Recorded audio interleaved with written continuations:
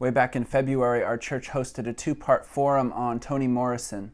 We read an excerpt of Morrison's writing, and then we watched a documentary about Morrison's life and her work, and we spent some time thinking, as a majority white congregation, about what her themes that she consistently returned to might have to say for us.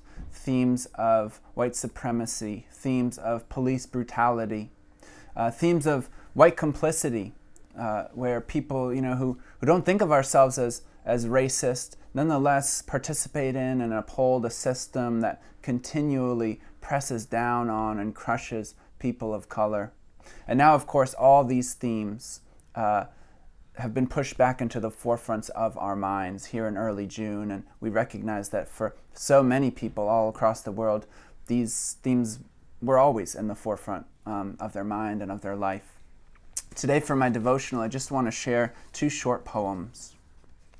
The first is called Harlem. It's by Langston Hughes. It was written over 75 years ago. Harlem.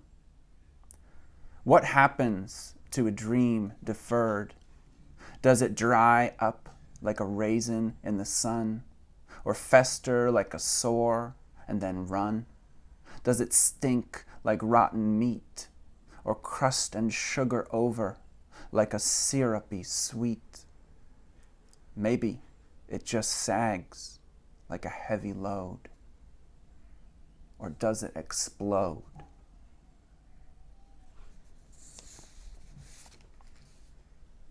And the second poem was written just a few years ago by a poet named Ross Gay. And he wrote this a little while after Eric Garner was murdered by the New York City Police Department. It's called A Small Needful Fact. A small needful fact is that Eric Garner worked for some time for the Parks and Rec Horticultural Department, which means, perhaps, that with his very large hands, perhaps, in all likelihood, he put gently into the earth some plants, which, most likely, some of them, in all likelihood, continue to grow, continue to do what such plants do, like house and feed small and necessary creatures, like being pleasant to touch and smell, like converting sunlight into food, like making it easier for us to breathe.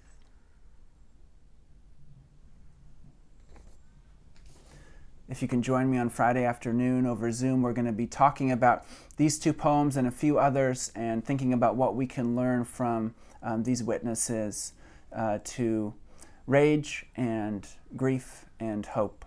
Hope you can join me. Stay safe. God bless you.